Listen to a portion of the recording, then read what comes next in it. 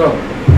Hey, Shalom, man. Preaching Officer Shabal, you know what I'm saying? ISUPK Las Vegas, and the Commander General Yohana. You understand? Coming to y'all live from Arizona, man. This is our ISUPK Las Vegas Boots on the Ground series, but none other than, you know what I'm saying, ISUPK Arizona camp leader. You understand?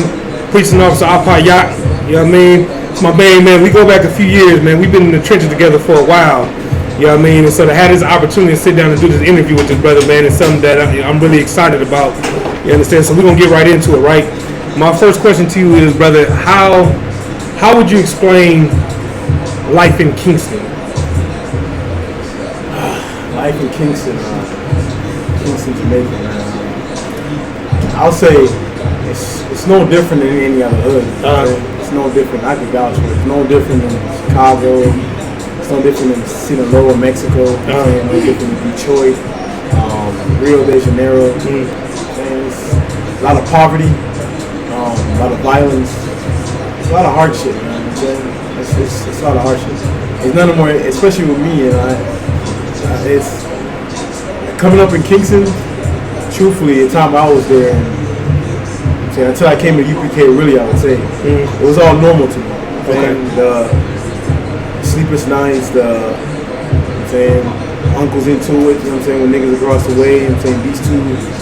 This neighborhood into another neighborhood, you know what I'm saying? Sleep for dinner, you know what I'm saying? We're famous as brothers, you know what I'm saying? Me and Montes I talk about it, you know what I'm saying? We have sleep for dinner, I mean, you go to sleep just so you can numb the pain, you know what I'm saying? Stop the pain or something, you know what I'm saying? All this shit is normal, you know what I'm saying? Yeah. It should just ain't anywhere else. I got you. So, tell me what life was like for you when you first left Kingston. How was that? I remember coming across that water and seeing the blue water, and like the truth, I didn't even know where I was. You know, before I actually left Kingston, I went and lived across the waters for 2 months. Across the waters would be like Montego Bay, like the good part. Like I didn't know we were still in Jamaica until someone told me that. That's to let you know the mindset, you know what I'm saying, that I was in, and I was so used to, you know what I'm saying? Like mentally I had to get used to the environment I was around. For those 2 weeks I was there, like seeing how like the green water, like, you know what I mean, seeing the green trees and seeing the blue waters and coming across, and to see how it was food. It was how clean it was. It was like truthfully, to me, I thought, like, you know, it's called heaven, you know, the cushion. If I go back and saying, I thought that was it. You know what I'm saying? I thought that was I made it. You know what I'm saying? Yeah. So, that's what it was like when I first left. You know, when I came to the States here, I got a quick reality check. And we're down in Miami, saying family do what they do and shit. I'm saying, and I was driving through Miami and seeing the nice trees and all that. And, like, man, I thought it was the most beautiful thing. You know what I'm saying? And then the same night, I'll never forget, I went to Tallahassee, Florida, to see how. Nigga, this shit was just the same, you know what I'm saying? It was, you see now you know what I'm saying, after a while living there and the dead bodies that was, you know what I'm saying, this and that was dying around me and all shit, I realized that it was the same shit, you know? Yeah, that's wild. It was no different. Okay. So let me ask you this, right? What was the hardest part, if any, when you first learned about the truth and first came into the truth, your life as a young man? What were the hardest parts about making that transformation from being a brother in the world to being a brother in the truth? For me, it was like coming up in my family and where we come from. Like truthfully, we're like a wolf pack. Okay. We were a tight knit group. A lot of us, especially in my generation, you know what I'm saying, cousins and shit. One of my uncles had 29 kids. You know what I'm saying? And my grandfather had 18. You know what I'm saying? My daddy had. He was like 13 or 14, you know what I'm saying? So you have to understand that. And my mom had 10 brothers. You have to understand that we come from a large family. And, you know what I'm saying? We everywhere, you know what I'm saying? And we were a tight group. I didn't really need friends and certain outside niggas. I all had my own family. Gotcha. So coming into the truth for me was like seeing these new people, you know what I'm saying? These new niggas outside of the environment I'm used to, the people I'm used to. That was the toughest, you know what I'm saying? And I never forget when saying certain shit didn't happen. I remember asking Captain Gadala, like, hey, like, what can I do? Can I get permission to go? I'm saying slide. I'm saying do some shit. And I remember the first thing he told me, first command he told me was like, nah, you can't do that. In the truth, you gotta. I'm like, that's my family though. Like I'm saying, that's my cousin. You know what I'm saying? He's like, being here, you can't do that. Right. You can't do shit like that. And that was the hardest thing for me. You know what I'm saying? To be able to like let shit go, let certain shit go, and let it slide. You know what I'm saying? Especially come from an environment where like they get you, you gotta. You know what I'm saying? Especially with someone you love, you see people around you that you love die, and even if you're not a gangster, you know what I'm saying? You can take the softest man, I don't give a shit who he is. Like, he gonna bring an animal out of him. Right. Now, 100. It's so funny that you said if I could, right? Because I remember having to call Captain Gadal or something similar because I'm like, oh, some shit didn't went down. Once I found out about it, I'm like, man, what's happening type shit. You know what I mean? And I was a young officer at the time, and I heard family, female, altercation. As soon as I get off, it's on and cracking. But Ahpayach while y'all was shy for me making that phone call and getting that counsel on what I should do about the situation. And it was hard to accept at first. But as time went on and seeing how it played out, I'm glad that I listened to what he said because, you know what I'm saying, of the wreck that I would have put myself in. You know what I mean? So I'm thankful to have brothers that I can call and get righteous counsel from. You know what I mean? That after I made that phone call and I was told first it was like I'd be lying if I said it was hard. You know what I'm saying? And especially the disappointment, I felt like I don't know which one was harder, like not sliding for my family member, you know what I'm saying? Or hear the disappointment in my family's face, or my family's voice. When I said I'm not going to come out to you, know what I'm saying? I don't know which one was a lot harder, but it's funny because I had two cousins that died behind that situation. Damn. You know what I'm saying? So imagine if I would have went out, you know what I'm saying? Right. It's show you righteous counsel to save a life. Nah, 100.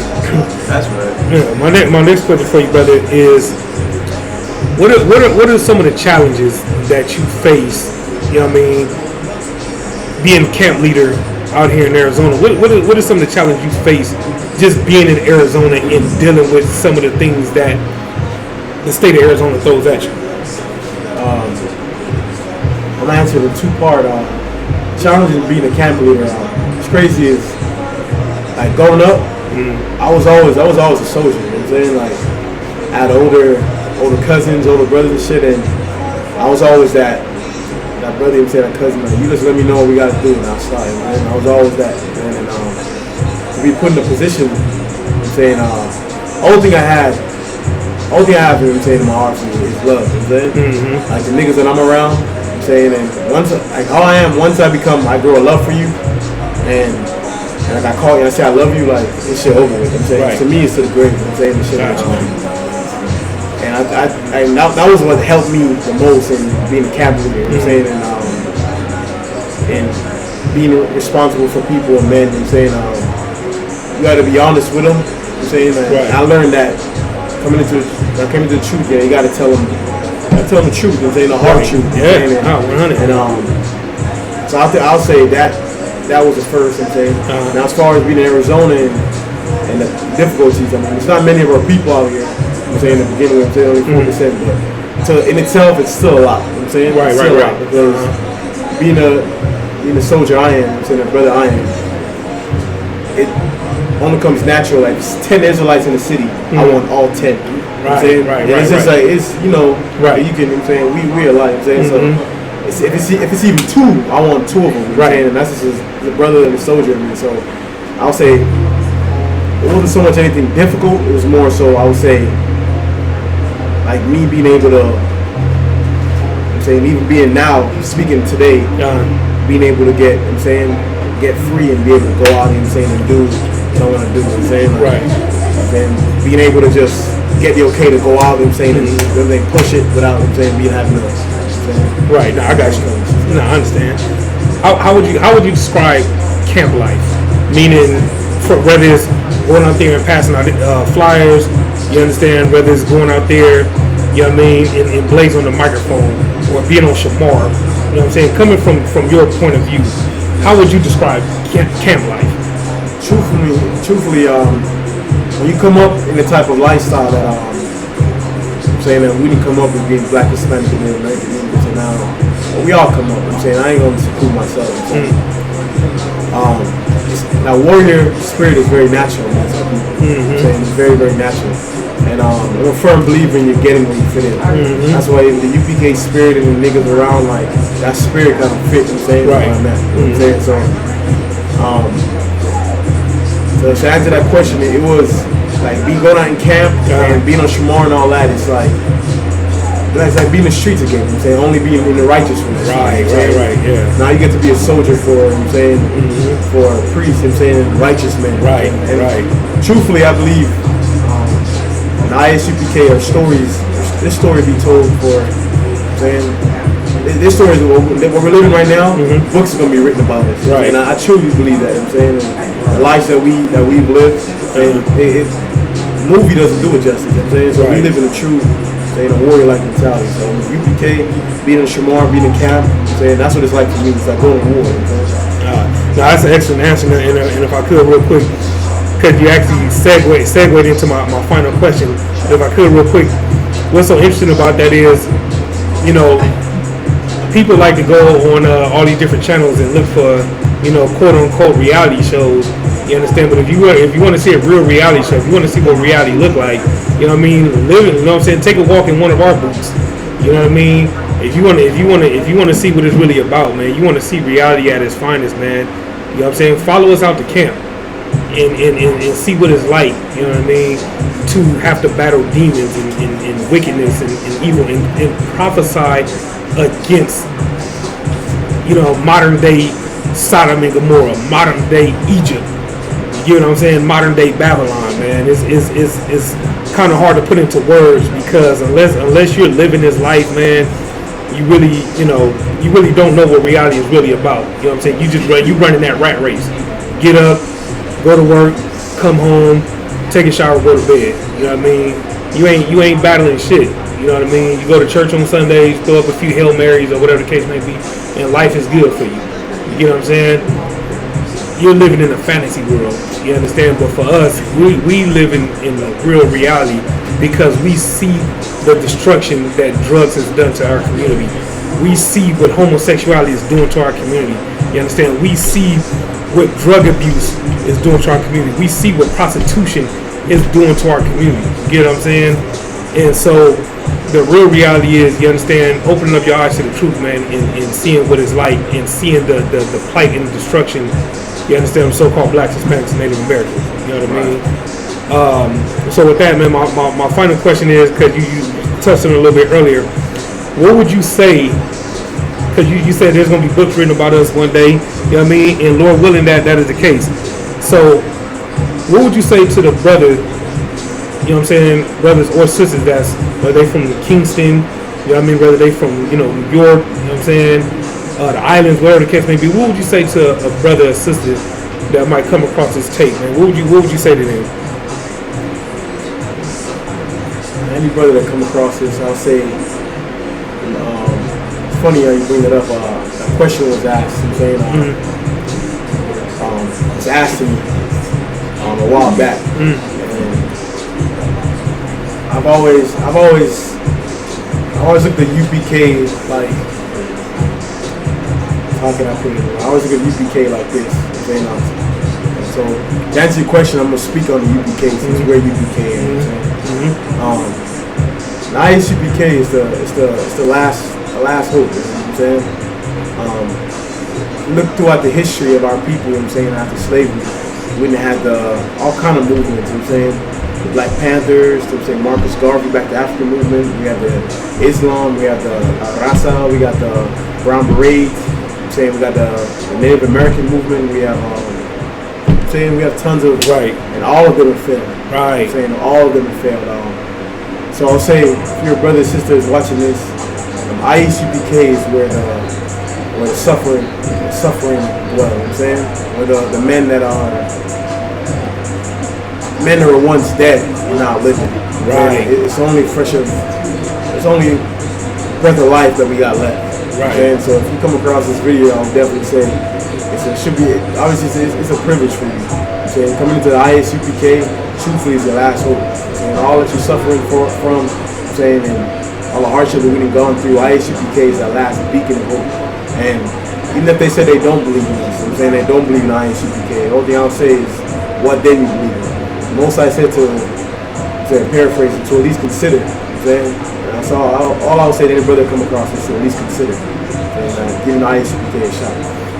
Yeah, that's 100. And to, if I could, before we wrap this up, man, there was a shirt made a couple months back or something like that, but the shirt said ISUPK is the vaccine.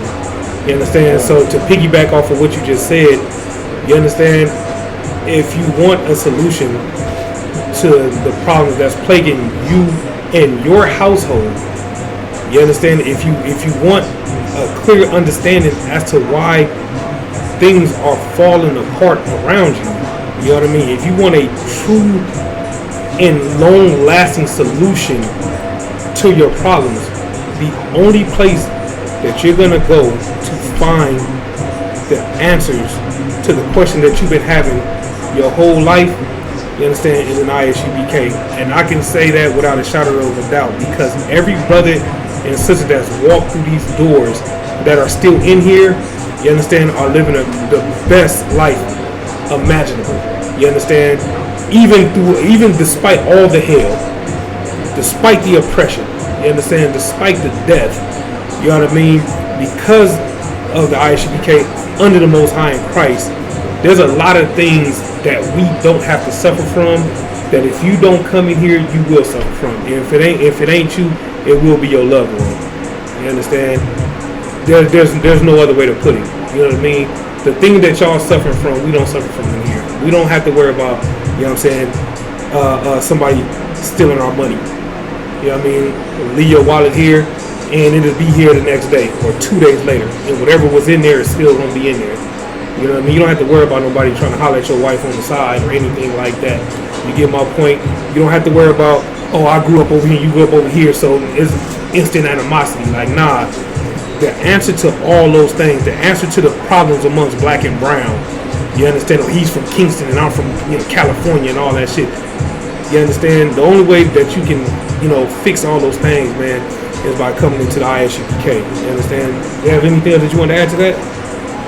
I'm saying, piggyback off what you just said, I